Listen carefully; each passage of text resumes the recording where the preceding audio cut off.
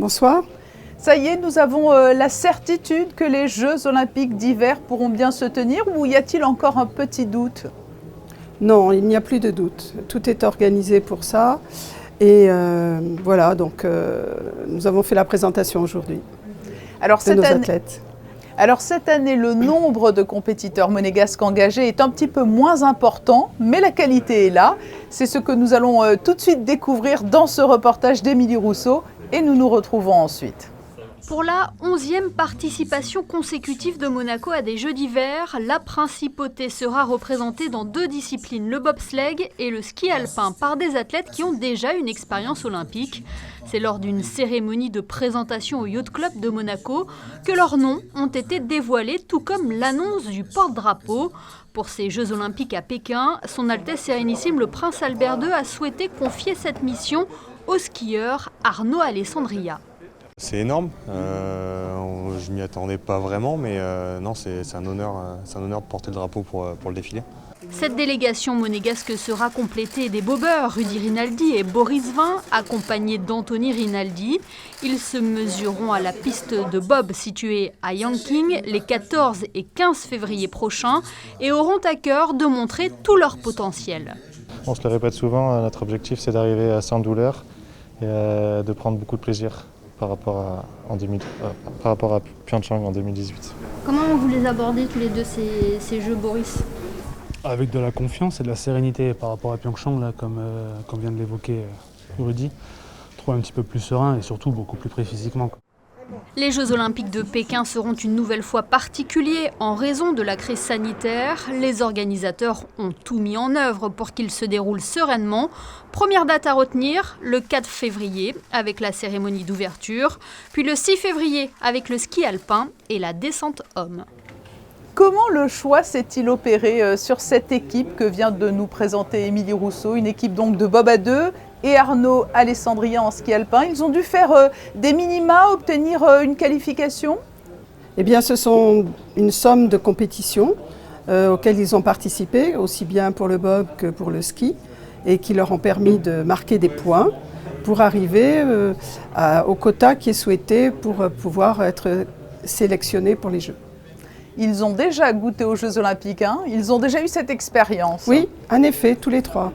Ils ont déjà moins d'émotions par rapport à cette compétition mythique que tout sportif espère de pratiquer. Et le fait d'avoir déjà participé, eh bien, ça ouvre un champ, je dirais, d'adaptation plus facile. Et le choix du porte-drapeau, comment l'avez-vous déterminé ? Eh bien, c'est le choix du prince d'abord. Et je pense que Rudy, qui est le pilote du bob, ayant déjà porté le drapeau, il revenait à Arnaud, tout naturellement. Ils ne partent pas seuls. Quelle sera la logistique d'encadrement de l'équipe de Monaco? Il y a toujours un chef de mission. Quand partiront-ils? Oui. Alors oui, bien sûr, il y a un chef de mission, c'est monsieur Damien Desprats qui travaille au comité olympique. Et lui partira en précurseur le 26, le ski partira le 28 et en principe le bob le 30. En termes de logistique, le gigantisme chinois ne va pas poser de problème sur les différents sites de compétition? Non, au contraire, les sites sont formidables. D'ailleurs, nous avons pu envoyer les bobeurs au mois de décembre à Pékin pour un test event. Et là, ils ont pu apprécier et la piste, qui est, paraît-il, très belle, très adaptée surtout techniquement, et surtout toutes les infrastructures et l'attention qui est portée aux athlètes. Donc là-dessus, je pense que les Chinois et le comité d'organisation mettent un point d'honneur à ce que les athlètes soient parfaitement accueillis et bien traités. Malheureusement, le contexte international sanitaire ne permettra pas de public et condamnera un peu chacun à rester dans une bulle, mais c'est obligatoire et je pense que c'est important. Après, ceci dit, après les Jeux de Tokyo, on sait aujourd'hui que ce qui compte pour les athlètes, quoi qu'il en soit, c'est de faire cette compétition-là. Vous voyez, ça c'est vraiment important. Après, le public manque, évidemment, l'environnement familial, parce que personne ne peut se déplacer. Mais même pour la famille olympique, seuls les membres de la famille olympique peuvent être présents et n'ont pas la possibilité d'avoir d'accompagnants non plus. Vous voyez, tout le monde est à la même enseigne. Alors justement, le prince souverain lui-même, olympien, ne manquera pas le rendez-vous? Ah non, il sera présent. Il y a une petite session qui est juste avant la cérémonie d'ouverture à laquelle il participera. Et après, il restera quelque temps au jeu. Ce n'est pas facile de constituer une délégation pour les Jeux olympiques d'hiver. Il y a toujours moins de prétendants que pour les JO d'été. Est-ce que vous avez déjà une génération montante que vous suivez de près? Alors oui, et tout à l'heure, le prince souverain l'a relevé en présentant l'équipe, en voyant évidemment qu'il n'y avait pas d'athlètes féminines. Et je crois que tous nos espoirs se portent sur cet avenir-là. Et on espère qu'après Alexandra Coletti, qui avait été quand même une athlète remarquable, hein, c'est quand même elle qui a fait quasiment les meilleures performances. Elle a fait la Coupe du Monde pendant des années. Donc que les jeunes filles suivront sa voie. Elle est tracée, donc il ne faut pas laisser le temps l'effacer.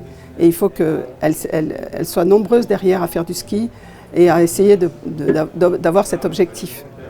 Que peut-on espérer, que peut-on souhaiter à nos deux bobeurs et à Arnaud? Alors le bob, évidemment, c'est une équipe qui est extrêmement motivée. Donc on peut espérer qu'ils puissent être dans le top 10. Je pense que ce serait formidable, vraiment. Et puis pour Arnaud, il est plutôt du niveau Coupe d'Europe parce que c'est comme ça qu'il s'entraîne avec les équipes de France à l'heure actuelle. Mais je pense qu'il est dans de bonnes conditions pour faire le meilleur de ce qu'il peut. Et voilà, je suis certaine qu'il, sans accroc, tout ira très très bien. Eh bien, nous souhaitons de belles Olympiades à cette délégation. Merci Yvette Lambin-Berty d'avoir répondu à notre invitation, alors que vient d'être présentée aujourd'hui la délégation monégasque qui prendra part aux Jeux Olympiques d'hiver de Pékin. Merci à vous.